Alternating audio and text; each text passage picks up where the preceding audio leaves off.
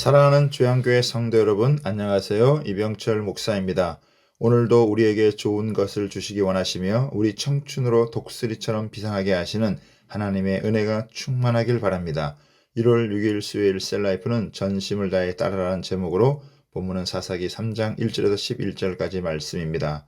여호수아를 비롯한 가나안 전쟁을 경험한 세대들의 사람들이 모두 죽고 전쟁을 알지 못하는 새로운 세대만 남았습니다. 하나님께서 새로운 세대를 시험하기 위해 이방 민족들을 남겨두었습니다. 그들은 바로 블레셋을 비롯하여 가나안, 시돈, 히위 족속입니다. 이스라엘 백성들이 가나안 족속들과 어떤 관계를 가지냐에 따라서 그들의 신앙이 어떠한지를 보여줍니다. 오늘 본문을 통해 하나님께서 전쟁을 모르는 세대를 어떻게 시험하시는지 살펴보도록 하겠습니다. 첫 번째는 가나안의 전쟁을 알지 못하는 세대를 향해 하나님이 시험하십니다. 1절에 보면 하나님께서 가나안의 모든 전쟁을 알지 못한 이스라엘을 시험하려 하시며 라고 하셨는데 시험의 목적은 4절에 잘 나타납니다. 남겨두신 이 이방 민족들로 이스라엘을 시험하사 여호와께서 모세를 통하여 그들의 조상들에게 이르신 명령들을 순종하는지 알고자 하셨더라고 했습니다. 시험이란 주변 족속들로 하여금 이스라엘을 괴롭혀 그들의 신앙을 재확립케 하는 연단 내지는 검증 과정을 가리킵니다. 새로운 세대는 가나안의 전쟁의 의미를 알지 못하는 세대들입니다. 가나안의 전쟁은 단순한 군사 전쟁도 먹고 사는 전쟁도 아닌 죄와의 전쟁이고 가치관의 전쟁이었습니다. 하나님께서는 이방 민족들을 통해서 새로운 세대가 하나님의 말씀에 얼마나 순종하는지 알기를 원하셨습니다. 당시 가나안은 하나님께서 도저히 묵과할 수 없을 정도로 악이 만연했었습니다. 그래서 하나님은 도덕적이고 윤리적인 그리고 영적인 새로운 사회와 나라를 만들기 원하셨습니다. 하나님은 이스라엘 백성들이 가나안 사람들과 섞이지 않고 구별되길 원하셨습니다. 그러나 이스라엘 백성들은 싸우기 힘들다는 이유로 적당하게 타협하며 살아갑니다.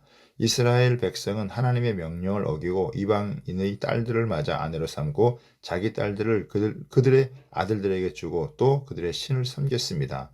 하나님은 이방인과의 통혼을 금지하였으나 이스라엘 백성들은 통혼함으로 이방신을 섬기는 배교의 자리에 나가게 되었습니다.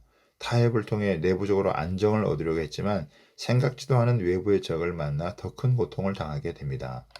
두 번째는 이스라엘의 타락과 사사 온니엘의 활약으로 평강을 얻습니다. 7절에 보면 이스라엘 백성이 여호와의 목전에서 악을 행하여 저들의 하나님 여호와를 잊어버리고 바알들과 아스라를 섬긴지라고 했는데 가나안의 풍요와 다산의 신인 바알과 아스라를 섬기면서 여호와 하나님을 잊어버렸습니다. 잊어버리고는 잘못 노탈한 의미가 있는데 이는 이스라엘 백성이 하나님을 마음의 중심에 모시지 않고 마음 바깥에 내다 놓음으로 말미암아 결과적으로 하나님을 망각하는 것을 가리킵니다. 마찬가지로 오늘날 우리도 마음 중심의 여호와가 아닌 다른 것을 모시고 살 때에는 하나님과 그분의 교훈을 잊어버릴 수밖에 없습니다. 여호와의 목전에서 악을 행했다는 것은 하나님께서 다 보고 계신다는 의미입니다. 하나님은 이스라엘을 잊어버리지 않으셨는데 이스라엘이 하나님을 버립니다. 헤어지려면 쌍방의 합의가 있어야 하는데 이스라엘은 일방적으로 하나님을 저버립니다. 그래서 하나님은 진노하셔서 메소포타미아 왕인 구산 리사다임에게 넘겨 8년 동안 지배당하게 합니다. 구산 리사다임은 배나 악한 자란 의미입니다. 그 어떤 가난한 사람들보다 악질적인 사람입니다. 곰을 피하려다가 사자를 만난 격이며 편안하게 살려다가 진짜 임자를 만난 것입니다. 자신들이 전혀 예상치 못한 곳에서 구멍이 난 것입니다. 그리고 그 고통으로 인해 여호와께 부르셨습니다. 그러자 하나님은 한 구원자를 세우셔서 이스라엘 백성들을 구원하십니다. 이때 구원자는 사사로 바로 온니엘입니다. 그는 젊어서 기럇세벨을 빼앗아 갈렙의 딸인 악사와 결혼한 사람입니다.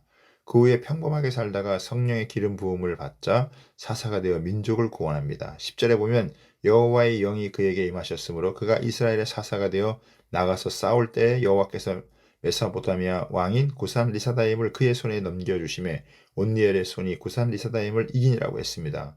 온니엘은 은퇴한 예비역 출신이라고 할 수 있는데 여호와의 영이 임하자 사사로서 나가서 용감하게 싸워 승리합니다.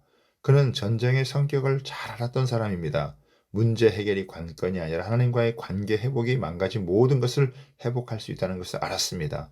하나님과의 관계가 회복되면 역전의 역사가 일어납니다. 11절에 보면 그 땅이 평안한 지 40년에 그나스의 아들 온니엘이 죽었더라고 했습니다.